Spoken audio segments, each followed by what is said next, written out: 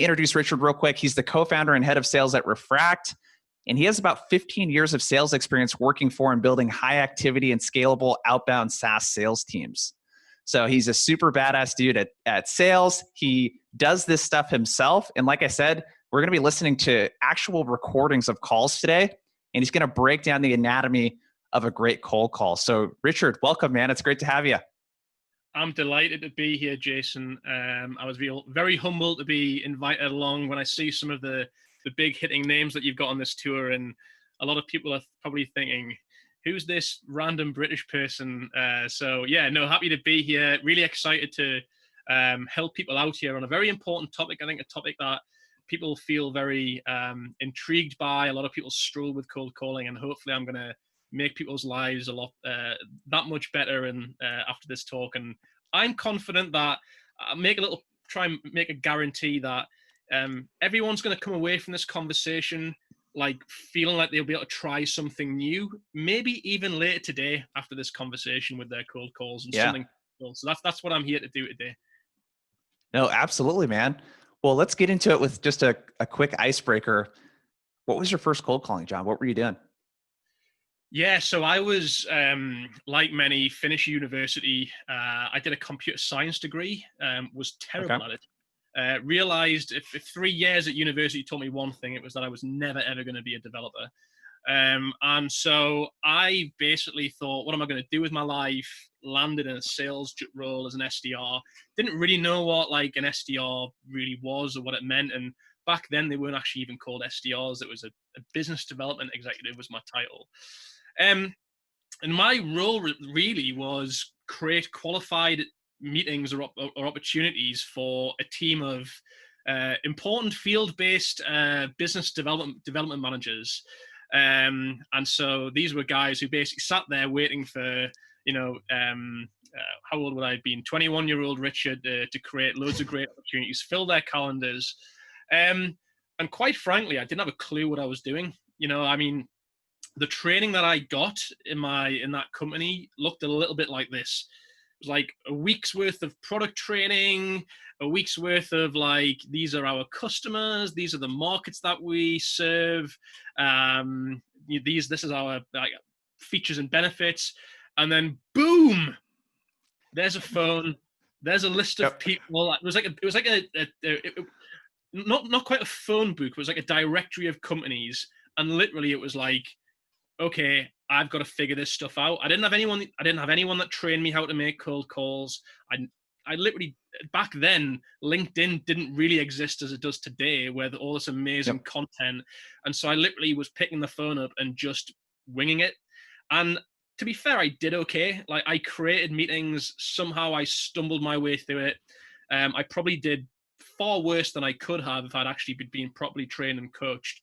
But that taught me a lot of lessons. But I'd say what I've learned in cold calling over the last 4 years is almost 10x the amount of what I learned in the previous like 8. So I've learned so much in that period of time.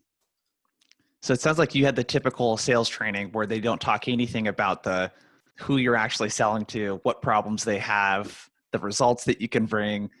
And did you have to manually dial like on like a stationary desktop phone, or did you guys have software doing dialing for you? Like, what was that part of it like? It was just a desk phone, wired desk phone. Type the numbers. I've totally been there. Headsets, like Jabra headsets. Like, people don't know they're born these days with this kind of stuff. Like I was literally like, hand to the ear all day long sort of thing. And it was pretty old school. And bearing in mind, it's making me sound like I'm some kind of old age pensioner here. This was only like, 13, 14 years ago, but it's amazing how much has changed in sales in that period of time. Well, let's talk about that. So at Refract, do you mind sharing just a little bit more about like what Refract is and like this unique position that you are in to be able to talk about cold calling, and then maybe share where you see the thousands of cold calls that you guys listen to and that you make yourself and with your team, like where they tend to go wrong? Right, yeah. So Refract in a nutshell is all around helping sales teams achieve better outcomes in their sales calls. And those calls and conversations could be any stage of the sales process. But ultimately, our technology analyzes recordings of conversations, provides really valuable insights back to salespeople on where they're going wrong or what they're doing well in calls, but also helps companies get a deeper understanding as to the common mistakes, missed opportunities, but also the moments of greatness that happen in conversations that can be shared across the team and really duplicate and replicate success. And naturally at Refract, we eat our own dog food, but as well as that, as well as using our own product, we are, as a business, 80% of what we do is completely cold outbound, literally calling people up who don't have a clue who Refract are or what we do. So we've been able to learn in two dimensions. One, just being able to learn through our own activity of cold calling. And yes, even though I lead a sales team, I still spend time calling and keeping my axe sharp.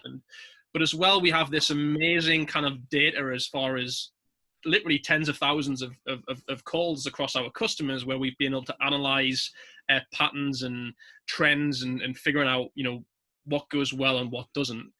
And it kind of bring to life, maybe just sharing a little bit around like where most cold calls go wrong. And if I just quickly share my screen here, I kind of broke these down into just a few points, and I'll kind of elaborate on these. So number one is like most cold calls go wrong because they just sound like a sales call.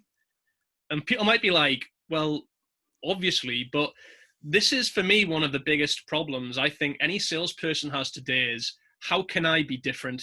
How can I be different to 95% of other salespeople? If you achieve that objective, you're winning in sales. And the reality is that 95% of cold calls all sound the same. And I noticed one of the things, I think was the second option on your poll, the second most common answer, Jason, was objections. I want to deal with objections. I want to teach.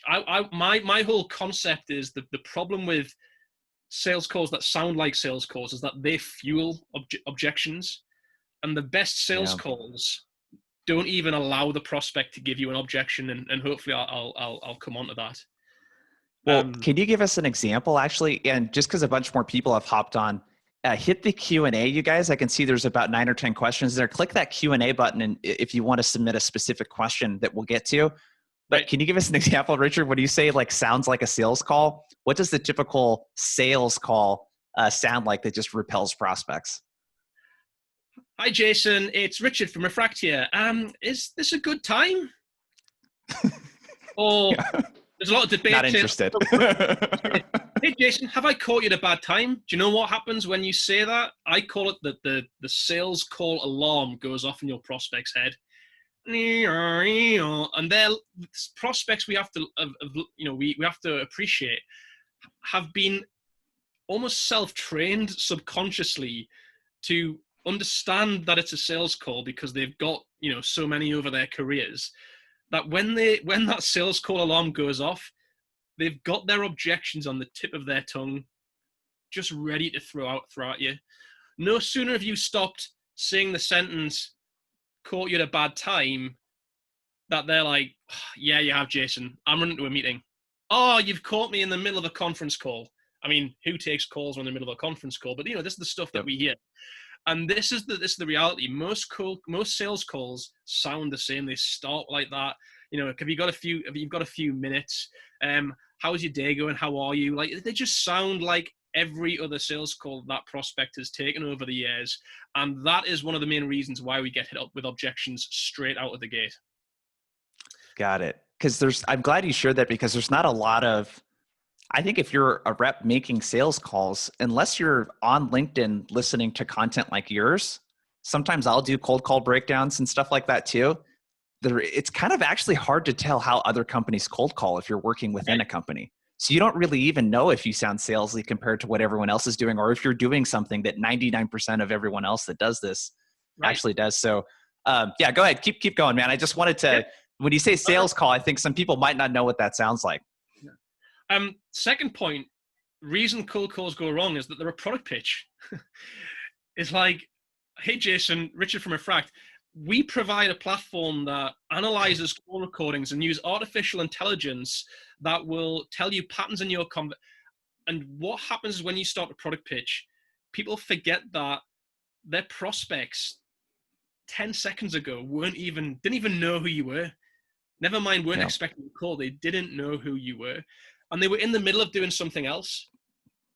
So you've basically, you're expecting your prospect, whilst their attention has been completely diverted into another task, in the space of 10 seconds to understand all these technical words and features and products. And guess what happens when prospects hear all these features and, all these jargon, if you like, is they don't understand. It doesn't make sense.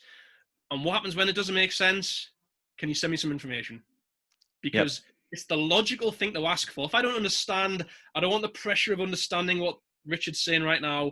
I'm just going to ask him to send some information. So there's your next objection, which comes up because of a cold call going wrong. So the problem with a lot of cold calls is that salespeople turn them into a product pitch. I love that, man. That's some really good insight. And I just want to point out another thing that you're doing such a good job of right now is like, you're talking from the prospect's point of view. Like, what's it like being on the receiving end of this when someone says this? Like, what does that feel like? And if you can make that, sort of mindset shift as a person making cold calls, if you're thinking about how is this going to make that person feel? What am I doing that might be negative in terms of this is what they always hear that really annoys and repels them? I think being on top of that is something that people can really take away too. Right. Point number 3, they're all about the salesperson. What I mean by that is the salesperson doesn't show respect for being an interruption. And it's all about, listen to me, give me time, give me more time. And as soon as you make the call about you and not about the prospect and not completely centric, this kind of connects me with the product pitch, is that prospects don't want to hear your product pitch when they didn't even know who you were 20 seconds ago. And so, there's some common themes running through these points, but cold calls go wrong because they end up being about the salesperson's product and company, and not making the conversation about the person who they've actually called. And number 4 is, again, connected, is they build up resistance. Is people make big asks on cold calls. Can I book you in for an hour-long demo? Like, what? I didn't even know who you were like 2 minutes ago, and now you want me to commit an hour of my time. Do you know how busy I am? And ultimately, some of the words and phrases that people use start to build up resistance and make prospects defensive. And again, I will obviously provide some of the solutions to these things as we go through this talk. But the best cold calls just make the prospect feel completely at ease and relaxed. Whereas the cold calls go wrong is when they get the opposite effect. Love it. And then the last point is, and this is a really interesting one, is they have the intention of booking a meeting. And there's probably a lot of people on here. I'm assuming most people on here are, they either are responsible for, booking appointments, or they have a team who are responsible for doing it. But this is one of the challenges, I think, as to where people have fear and concern over cold calling, is because they go into it thinking, I need to book a meeting. If this person answers the phone, I've got to book a meeting with this prospect. And if I don't, the world's going to end, because this might be the only prospect that answers my call or that I get put through to today.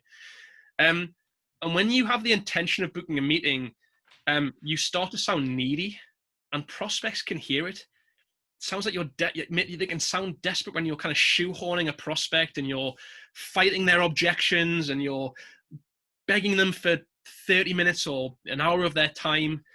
And again, like, prospects push you away when they sense that. So when you don't go into calls with the intention of booking a meeting, everything feels easier. You feel more relaxed as a salesperson. You care less about the outcome if it doesn't go the way that you want it to. And when I started realizing this, that the objective of a cold call is not to book a meeting, it's to simply find people who I might be able to help, everything else just felt easier. I love that because it's sort of like, yeah, I know people make a lot of dating analogies, but if you were approaching someone, man or woman, that you didn't know because you were interested, maybe you were attracted to them or whatever, and if you make it about asking that person on a date, that puts a lot of pressure on there versus just saying, I just going to start a conversation with this person. Like that's Right. literally all this. I'm just going to talk to this person, and I might find out that I don't want to talk to them. You know, Right. and like I love this, and I always say like lead with curiosity. It's just like, hey, just be kind of curious about like who this person is and like what they might be experiencing, and then you may find out that it might not be a good fit too. So I'd love I love to that, see. man. I'd love to see in the chat, Jason. Please put in this. Have you ever been on the phone to a prospect and felt like you shoehorned that prospect into a meeting and you didn't feel good about it afterwards? Please put yes if you felt that, because you Yeah, know give that it. that conversation isn't going to go anywhere. Your account executive is going to be angry at you because it wasn't a good meeting. Yeah, loads of A lot people of there. yeses. And this is what I mean. I think when you go in with the intention of booking a meeting, you end up booking time with prospects who don't actually want to meet with you really, and they feel sorry for you. And actually, when you have that feeling inside, what typically happens is you get a lot of no-shows.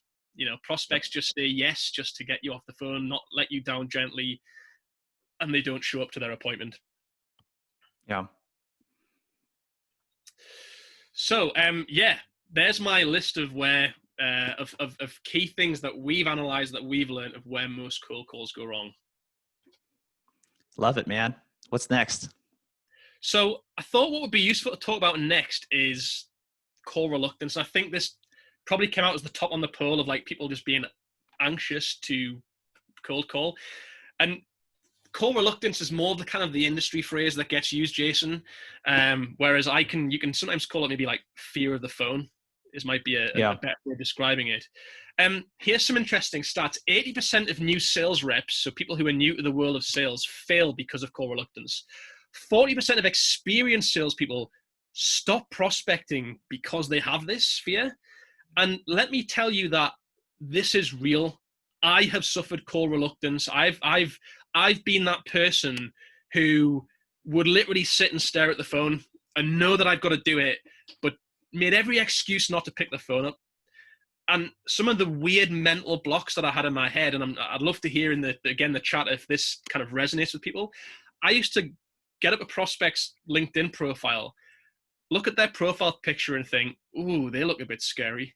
Oh, they look like they look like the kind of person who's going to be angry if I call them. And I would avoid calling that prospect because of how they looked on their LinkedIn profile. Oh man.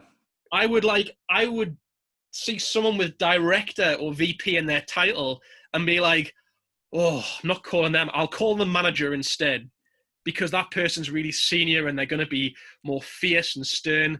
And it's these mental blocks where you kind of convince yourself of these weird things which get in the way, but they're real. And I want people to understand that I understand that it is nerve-wracking, and I appreciate a lot of people who came to this session probably suffer from this themselves. And a lot of this is driven by not just the mental blocks, but it's the fear of messing up.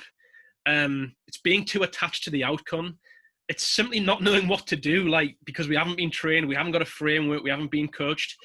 And some things that I'd say to really address call reluctance or fear of the phone is, first of all, tribe mentality. And I know this is difficult right now when we're not all sat in the office, but some of the things that we've done at Refract is we've had like power hours where we actually get everybody on Zoom, all the team, so you can actually see your colleagues. Everyone's on mute, but everyone's calling at the same time. And it's such a great idea. Quite entertaining. You see people's faces. You can see when someone's got to connect, and you can see them like, and it's just that tribe mentality of feeling like it's all everyone in it together is a big factor that you've seen work really well. And that's something real quick that you can do as a rep. You don't need your manager or your director or whoever to coordinate that for you. Find 2 or 3 other people making calls, make them at the same time, right, as those people, and get after it together. I love that. Yeah, make it into a game. Like we do, we do prospecting games like Battleships and Monopoly, and we do this virtually. I'm happy to share some of the rules to these games. It just makes it a bit of fun where you get like points for conversations. So you get you incentivize yourself just to have conversations with prospects. Don't prospect in silence. I remember when I was doing that cold calling role, Jason, there was like 8 people in my company, and the office at times felt like a graveyard. It's literally, I would be there and I was like, oh man, if I pick the phone up, the whole company is going to be literally listening to Richard making his cold calls and not do them very well. And it was like this deathly silence that just like, put the shivers down me. So, you know, if you feel like you're in that kind of office environment, put on some background music. I found just putting on some like of my favorite background music, not that it's too loud, but it can make a massive impact just to feel like you're not just speaking into an echo chamber. And again, have these call blocks to make yourself really focused and not feel like you have to cold call all day. Stick yourself in 30-minute, hour-long blocks. But finally, the ultimate way to address call reluctance, and this will bring us nicely into the next part of the talk, is actually have a framework that you know is going to work, an actual plan at cold calling, but then practice it and make sure you execute. And practice is the key word there. Love it, man. Good stuff. So I'm excited to share everyone the framework that we've got here. And let me just come out of here. I'm just gonna go into a presenter view. Okay.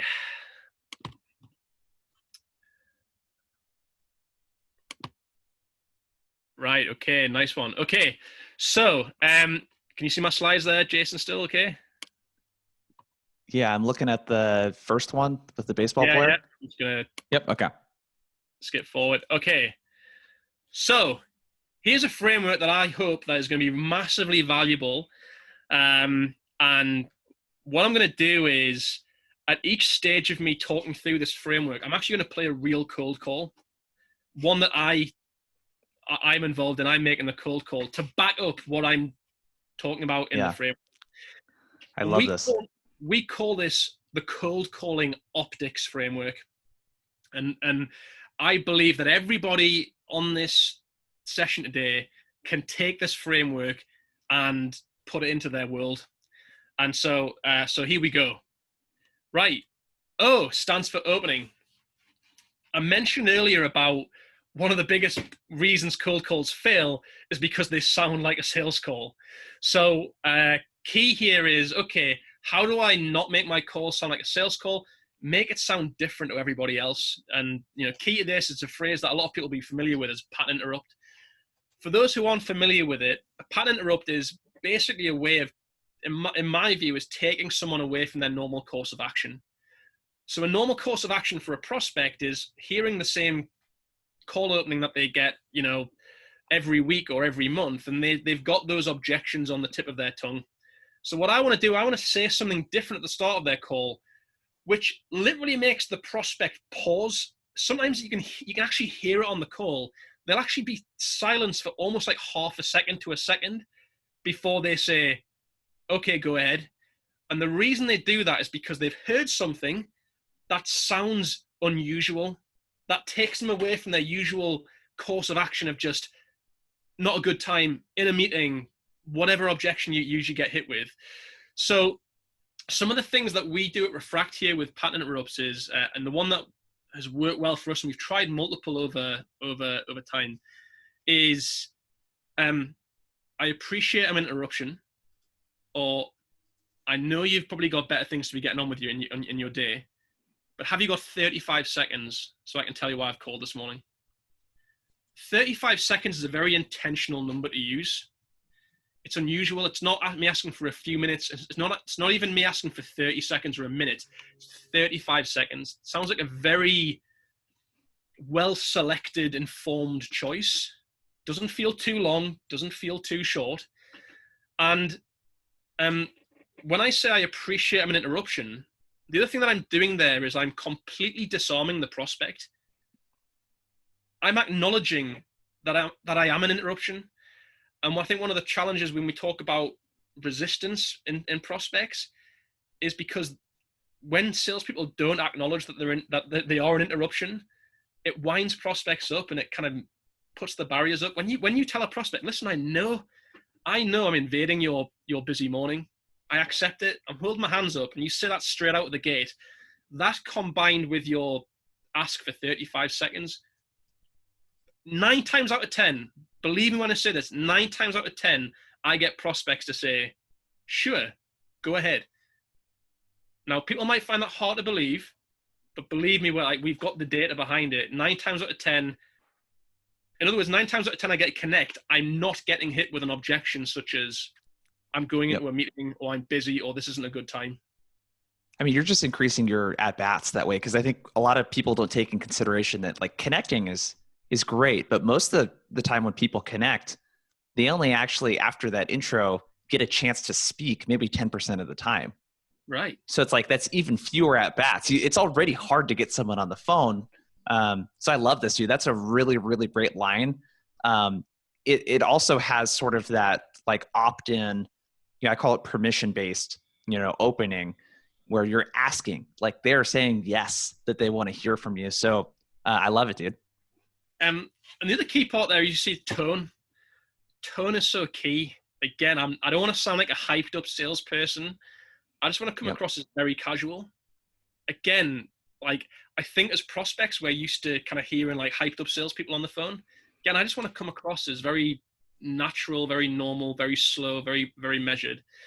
And that's my tone. So who wants to hear me use this pattern interrupt on a live cold call?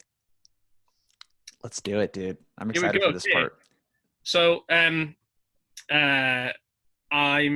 let me just stop sharing. I'll just quickly share again. Okay. So this is a cold call that I made that resulted in a booked meeting. Just for people who are aware. The context here is this prospect didn't know who I was. It was completely cold. This wasn't from an inbound lead. It was, I've found this person on LinkedIn. They look like a good fit prospect, and I've cold called this prospect. And this is the opening that I'll just play, and you'll just hear how I basically put into practice what I've just talked about in the O part of the optics framework. I also want to point out as well before I do this that this is not a perfect cold call. I listen back to this and I hear things that I could have done differently, and I'm not as fluent as I could have been.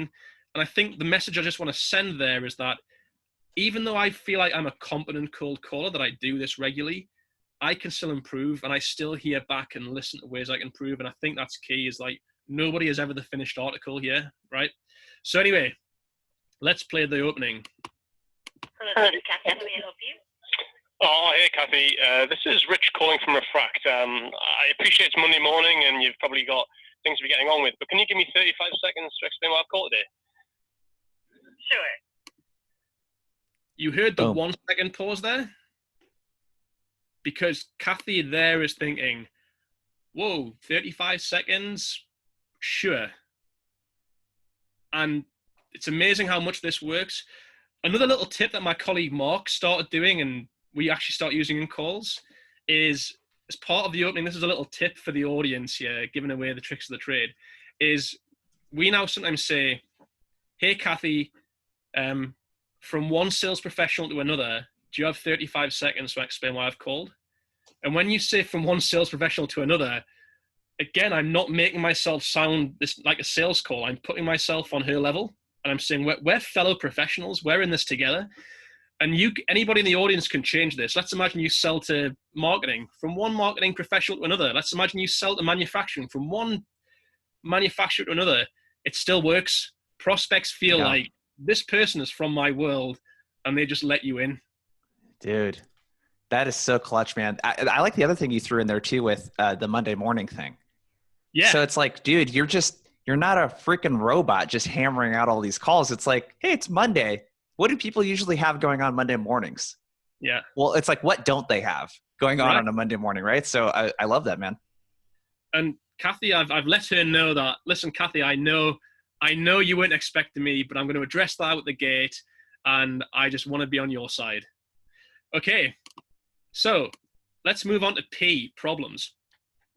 I mentioned at the start, Jason, that one of the biggest problems with cold calls is that they're a product pitch. Prospects invite the salesperson to continue talking, and what happens is the salesperson talks about all their product, and we have a platform that does this and analyzes that and uses artificial intelligence and blah, blah, blah, blah, blah. And again, what that tends to be met with is objections. Sounds interesting, send me some information, or yeah, now's not a good time, or we don't have budget for this. Right, here's this whole framework is designed to help reduce the chances of objections. And one of the best ways to do that is to lead your cold calls with the problems that you solve for that prospect. So real quick here, Richard, because Alex Harris asked the question, how do you best deliver your value prop in the first 20 to 30 seconds? I think you're about to get into that part of it indirectly here. So Right. yeah, go ahead. I just wanted to point that out with Alex. No. You're about to get an answer to your question here. And I think most salespeople are trained to deliver value propositions. And what tends to happen, and I'm not going to slam value propositions, but what tends to happen is value propositions tend to almost warp themselves into a product pitch naturally. So what I want to do is flip it and just talk about the problems that you solve. Again, I want to make this about the prospect, not about the salesperson.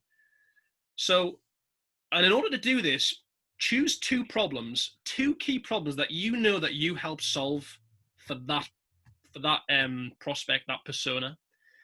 And if you're not sure about the specific problems, do some customer interviews, hear the problems in their own words, but choose those two problems. Don't do any more than two because you can overcomplicate it. Just choose two.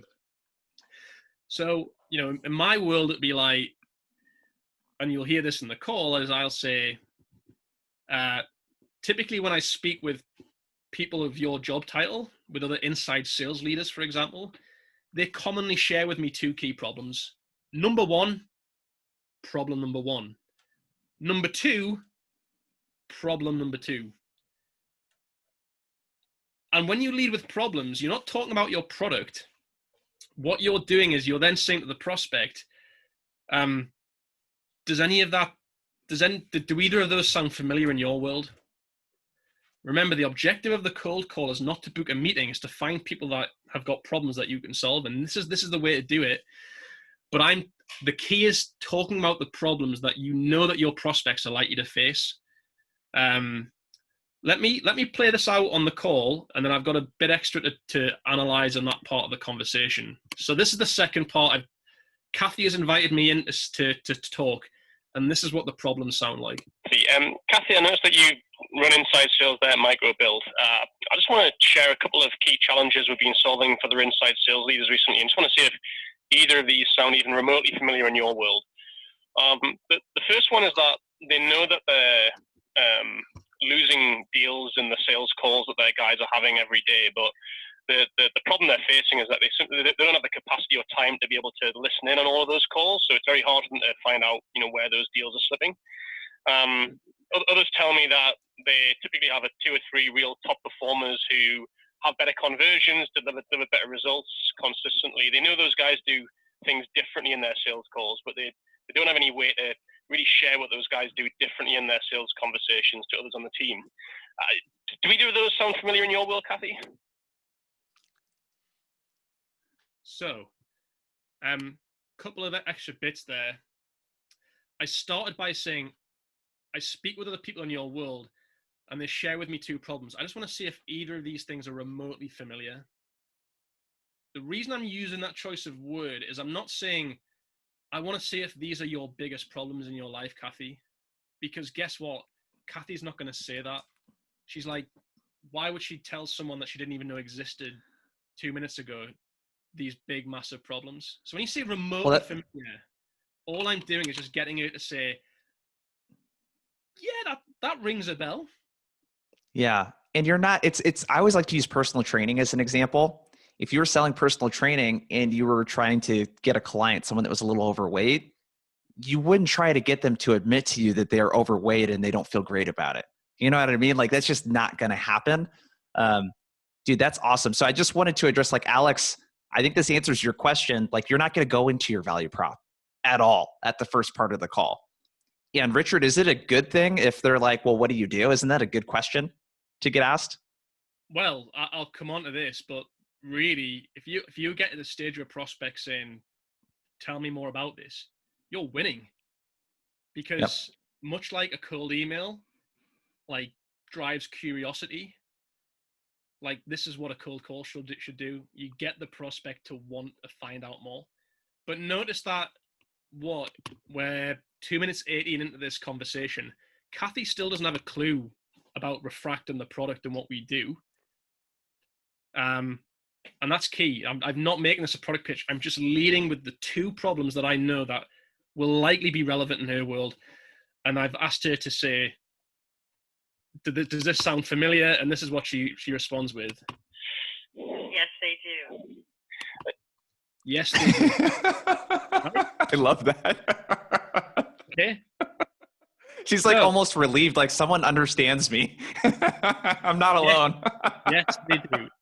So, leader problems, right? Let's jump on to the T. Think. What I want to do now that Kathy has said, yeah, these things sound remotely familiar, I want to get her to actually tell me, of those two problems, I want to encourage her to tell me which of those really kind of resonated most with her. We say think. I want her to start thinking about, bearing in mind that she was distracted. She still might be, her mind might be a little bit elsewhere. I want her to start to think a bit more about, okay, these problems that I've talked about, Kathy, I want you to start to think about these in your world.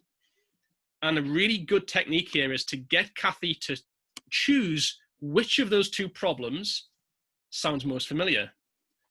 The reason I do this is because it feels easier for her to choose one versus saying, both of those sound like big problems in my world, Richard, which she probably won't do. So in order to do this, I just simply say to her, which of those two things, and I list them again very quickly, which of those two things sounds familiar? The reason I'm saying which of those two things is I'm subconsciously almost encouraging her to choose one, not to ask a question, a closed question like, I don't know, so tell me about those, is it number one, number two? I want to say, which of those two problems that I've talked about sounds most familiar? And this is, you'll hear me do this in the call and you'll hear how she responds. And of those two, kind of having that visibility into sales calls at scale or just sharing what your top guys do differently, which of those particularly stands out to you the most? I would say they do differently for the most part. Okay. So she chose option number two there. I gave her option A, option B, and I've encouraged her to think about it, and she's now selected option B. Why does this help me? Well, this almost like Kathy's now said, this is a problem that I'm thinking about now. This is good news for me because I can start to get her to, I can focus the conversation on that specific point. So key part in the optics framework, or T, is to get the prospect to select which problem sounds most familiar because they start to think about that problem even more. So there's one thing there that is so important, because if we practice some empathy again, the prospect, these not interested, I'm busy, those aren't really objections. Those are just more, I think Art Sobczak from Smart Calling calls them like reflective responses or reflexive responses or something like that, right? Where it's just like, that's just a reflex for them. And what you're getting them to actually do, because most of the time people tune out. It's like Charlie Brown, right? That sound that the parents make, right? Or the adults, they're completely tuning out during the entire call and waiting for a pause in the conversation so they can tell you not interested. This is actually, it almost feels like putting them on the spot in a really good way, where it's like, oh, I have to think here. I actually have to engage. And you're doing it in a way that is about them, not about you. Right. Exactly. And at the minute, I've managed to, again, hopefully people listening to this can hear how I'm really reducing the chances of getting those common objections that we get so often on calls. And again, the key here is still, up until this point, I still haven't talked about Refract, the product. So impact, right? So I've got Kathy to choose option B, which is about basically in our world is replicating what some of her top salespeople do differently in their sales calls and conversations. And now I want to get her to just visualize it even more. I wanted to make this real. I wanted to start thinking about this more in her world, like make it feel like right now she's sat there and she's imagining this problem. So I'm kind of developing this challenge more in her head Again, 3 minutes ago, she didn't know who Richard Smith was. In 3 minutes, I wanted to start to visualize this problem and make it kind of front and center of her attention. And the way to do that is just to simply ask, can you give me an example of where you've been facing that recently? That problem that you've just said sounds most familiar. Okay, if you said it's a familiar sounding problem, give me an example, a real life example in your world. It's as simple as that, and this is what it sounds like. Okay. Can you give me an example of where you've been facing that recently? Definitely. Every day. We have a couple of remote guys that are out there, and they don't necessarily use the same phone system when they're on the lines with their prospects. So ultimately, when they come in with a deal and they've got vague notes in our CRM system, we don't know how they were able to close it. Dude, this is what it sounds like when you know your prospects so well that you can talk about their problems in their language. People feel really understood. And she's like not pouring her heart out to you necessarily, not to quite to that extent, but it's pretty close to that. But like for me, I'm kind of like, I'm not settling by saying which of these problems sound familiar. I want her, I'm putting the onus on her to share the example. And she just, all of a sudden, do you think Kathy now is feeling this challenge more dramatically in her head than she was 3 minutes ago? You bet she is, because she's giving me, like, sharing the real life story, the real life example. So the best way to develop impact is just get the prospect to share an example of where tell me an example of where you've been facing that recently in your role. And again, key here, I haven't mentioned Refract, I haven't talked about our product, and I've navigated the objections. Okay, clue. So coming back to what you mentioned earlier, Jason, around curiosity and people saying, so tell me what you do. This is key. Like, first of all, I still don't want to turn this into a product pitch. I don't want to do that. Avoid the product pitch at all costs. The clue is me just saying, okay, so if there was a solution to that problem that you've just mentioned, and you give me a real example, would you want to invest the time to find out more about that? I'm not telling her what the solution is. I'm just giving her that clue into, there might be something here to solve this problem. And this just gets the prospect enticed to find out more. It's kind of like when you tease anybody with the answer, they want to know the answer. They invite themselves in. And this is what it sounds like in practice. But what if you could actually get a genuine insight into what their conversations actually sound like, and even without even having to listen to lots of calls, you could actually get that insight? Would that be helpful? Sure, yeah. Boom. It's kind of like, why wouldn't it be helpful at this stage of the conversation? Yeah. So I want to get to one of these questions here, Richard, from Brian, because this relates to what you just shared. He said, yeah, but every company has sales issues in some way. What about selling a product or service that isn't, targeted at salespeople? There's a difference in objections. What would you say to that? I'd love to hear exactly what it is that Brian sells, but for me, it doesn't really matter what I'm selling here to who. I'm selling a solution, a product to solve a problem for a specific person. I bet everybody on this call right now has prospects that they know they sell to, and hopefully knows some of the problems that those prospects face that their product or service solves. So really, this is the key of this whole framework, is that it doesn't matter what I'm selling into who. This is a framework that is all about leading with problems and enticing prospects in, avoiding objections. So yeah, in my opinion, it doesn't really matter what you're selling or to who. It still works. I agree 100%. Take the problems that Richard led with at the very beginning, and the problems, the second step, and just replace those with your prospects. It doesn't matter if you're selling a product or a service. Your product or service or widget or whatever it is fixing a problem. Talk about the problems that it fixes. And then the clue part is just, once they've kind of shared with you what that problem is, just ask, well, hey, if you were able to fix this problem by doing this, is that something you might want to check out further or learn a little bit more about? Right, exactly. And I think that's a key point there is it's super important that you do understand your ICP. Like that is super, you've got to come with problems that you know are going to be familiar and going to resonate. And that's a whole different topic of conversation, but that's a very valid point to make. Okay, so we come to the end of the optics framework with the small ask. I don't know about you, but like prospects are tired of being asked for an hour of their time. Have you got an hour for a meeting or 45 minutes? It's like, even if this call sounds relevant, that feels like a big ask at this stage. And what I don't want to do is I don't want to turn this cold call into a discovery conversation. The objective is finding people who've got a problem. The objective is finding people who want to find out a solution to that problem, and that's it. But what I want to do is I just want to, again, if I think one of the reasons cold calls go wrong is resistance. And one of the ways to build resistance to ask for a lot of time. So instead of asking for a lot of time, just do a small ask. Would it make sense just to schedule 15, 20 minutes, 20 minutes to 30 minutes, just to explore if we can help you or not? I don't know if we can right now, but would that make sense just to explore it a little bit further?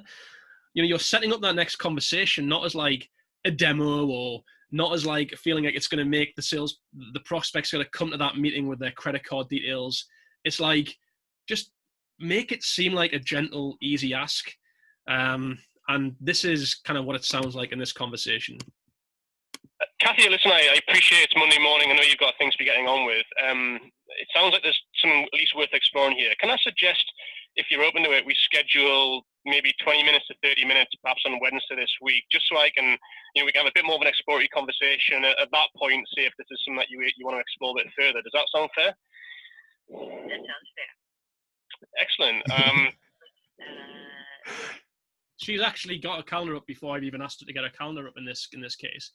But a couple of things to elaborate on there is, again, I'm using things like explore this further to see if you even want to explore this further. I'm kind of putting the power in her hands. Again, it's a low ask. It's a low ask that I'm making. It's low friction. And I'm also using the phrase, does that sound fair? It's like, you know what? Nobody wants to be unfair. And if this sounds like a reasonable ask because Kathy's talked about these problems, then of course it sounds like a fair ask at this stage of the conversation. So is that fair is such a nice way of just getting prospects to buy into what you're proposing. And again, the other thing I did there is I acknowledged again that I was an interruption. I want to be seen as understanding, as empathetic, as a reasonable salesperson, that I have interrupted Kathy. She was probably doing something else quite important. And I just want to get that rapport with Kathy by acknowledging yet again in the conversation I was an interruption. But yeah, that's how it played out. So, optics framework. Dude, I love it. So we got 9 minutes left, Richard. What I think would be kind of cool, do you want to rapid fire some Q&A real quick? Love it. Yeah, let's do it. Because there's some of these that got voted up really high. So Dana Burgett asked, do you leave voice messages? It depends. I do more times than not. I think one of the problems with voice messages is, again, they all sound the same. Hey, Jason, it's Richard from Refract. Want to talk to you about this. Call me back on this number. I mean, like, first of all, you don't need to leave your number on a voicemail, because guess what? The prospect can see the number on their phone. Caller ID is such a thing. But the other thing is, like, one of the best, and we could do a whole different talk on voicemails. One of the things that you want to do with a voicemail is tell the prospect not to call you back, but to leave your intent. Hey, was calling you to talk about these two problems. Don't need to call me back. I'm going to try calling you again tomorrow, or look for an email from me in your inbox. Like, Get the prospect to, expect something next. And they're going to be more, when you do that, because they're going to expect it, you have built up a level of familiarity with your voicemails, then they're going to respond. But there is also a case in point when I don't leave voicemails is if I feel like I'm calling that prospect repeatedly and I don't want to kind of seem like I'm a hassle, So, but yeah, more times than not, I would leave a voicemail. Love it. There you go, Dana. Sonny asked, and a few other people asked about gatekeepers, but he said any tips on getting past gatekeepers would be great to hear. So maybe your thoughts on gatekeepers. How would you maybe talk to someone, and that sort of stuff? So I know there's a lot of talk about make friends with the gatekeepers. I've tried that and it just hasn't worked, just because they've got their, they know what you're doing. I mean, I'm not saying this doesn't work. That's just my personal experience. Here's a couple of tips for gatekeepers. So what happens when you often ring a gatekeeper? They'll say, here's Jason Bay there. Yeah, who's calling? It's Rich from Refract. What's the call regarding? Is the usual question we get from prospects. One of the best ways to handle that, if you say anything like, it's around call coaching technology, like, no, they're not going to put me through, is what to do is to make the gatekeeper feel like you're going to start pitching to them. So it would be like, what's the call regarding? It's about helping to tackle the issue of too many sales conversations going wrong and not having insight in those calls, unless that's something that you can help me with. And when I say, unless that's something that you can help me with, the gatekeeper thinks, oh dear, no, I can't help with that. And I don't want to be pitched to. And this doesn't always work, but I have it where the gatekeeper will put you through, because they don't want to be in a position where they've got to listen to your sales pitch, which they feel that you're going to give them, by saying, unless that's something that you can help me with. So I don't know why this works with prospects. When I've used that, maybe 25% of the time end up putting me through to the prospect. So there's a little tip. Another one is, like, I think oftentimes the reason that gatekeepers hold you up is because you sound like a salesperson. One of the best ways to is to not sound like a salesperson, and is to sound quite authoritative. So I'd be like, call you up, and you'd answer, Jason, say, the receptionist answer, yeah, Jason, please. I sound like someone authoritative that Jason is expecting to hear from. Not like, oh, hey there, I'm looking to speak with Jason Bay, please. Hey, Jason, please. Yes, it sounds a little kind of brash, but I think if you turn, the gatekeeper sounds like, this sounds like someone that Jason's expecting a call from. So again, these aren't silver bullets. They're just things that I've tried and worked for them, and I'd love to hear if anybody thinks that would work in their world. There you go, Sonny. I've tried that one a lot of times, and it works really well. It's all about tone and being really confident. Okay, this is a really good one that Alex Delgado asked. The decision maker already said no. Super mean guy, very closed doors to open calls. Do you do another cold call at a different time period with a different approach? Or would you reach out to someone that's maybe in more of a champion type of role? Okay, so the reason that they've said no could be a number of reasons. One, they genuinely aren't interested. Two, you've caught them at a really bad time.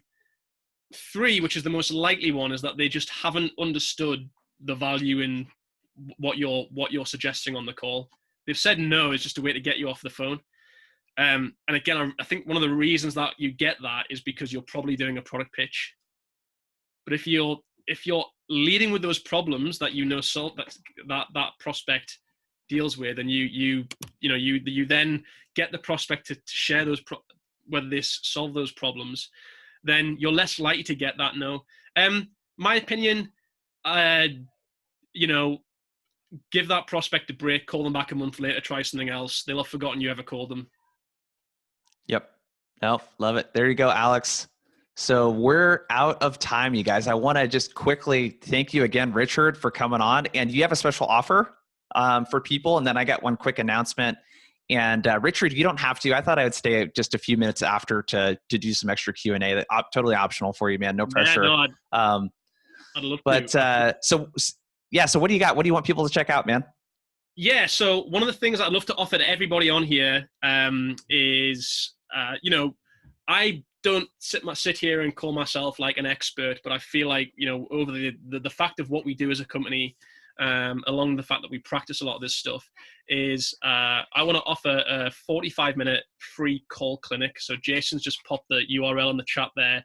If you go to refract.ai/TOTS, think outside the script, TOTS, and book a demo, that will qualify you for a 45-minute call clinic where I can either listen to any type of call. It doesn't have to be a cold call. Could be a discovery call, but I can give feedback on that call, or we could literally spend 45 minutes just role playing, taking the cold call optics framework that we've talked about and trying to kind of mold that to your own company.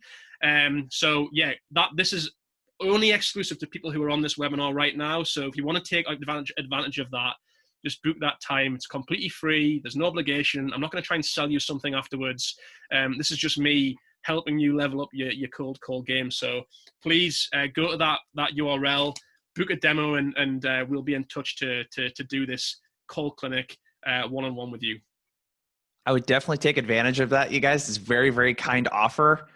So we're going to hang around and do a couple more minutes of Q&A, but my one ask, just because some people are taking off here, is, dude, if you got value from today or any of these webinars that you've watched, if you could just refer one friend, like one person that you work with, tell them to sign up. This stuff's free. We're going all the rest of the summer. And next week, we have some really good talks coming up with Sarah Brazier and Sarah Jane Hicks. So Sarah Brazier is one of the top SDRs at Gong. Sarah Jane Hicks is a rep at Predictable Revenue. We're going to be doing a panel on how they do cold outreach. Anita Nielsen, we're going to be talking about how to supersize your deals, be irreplaceable, and create customers for life. And Mark Colgan from TaskDrive, we're going to talk about triggers and signals. So how to do research and find reasons for reaching out to people. So make sure to check that out. But Richard, are you down to do like maybe 2 or 3 more questions? Yeah, I am, absolutely. And just before we do that, just to echo what you said there, Jason, like going back 13, 15 years, like I did not have access to this like type of available free content. Like literally, like YouTube was barely a thing.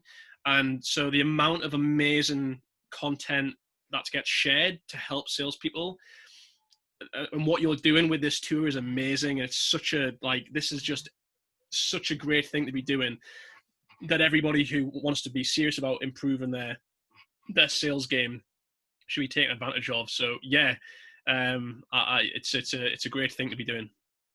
No, I appreciate it, man. So this is an interesting question. Someone asked you, how long after sending a cold email should you implement a cold call? So when you look at a cold call in terms of a sequence, do you like to email before and reach out to people, or do you just like to call them straight up cold? Like, how do you typically approach it? Yeah, I'm a big fan of just the phone first. Like, you know, Me too. I find writing emails, like, I'll just like, oh, it just takes too much time and I'll just get on the phone. Like, and so yeah, I'd always try phone first. I just think you can have better success rate. You feel more in control when you're on the phone, or versus like you send an email and you just sit and wait to see if you get a response. So I'd always try the phone. I try it a couple of times over maybe a couple of days to try and get the prospect on, and then maybe I'd follow up with an email. And I just think as well, just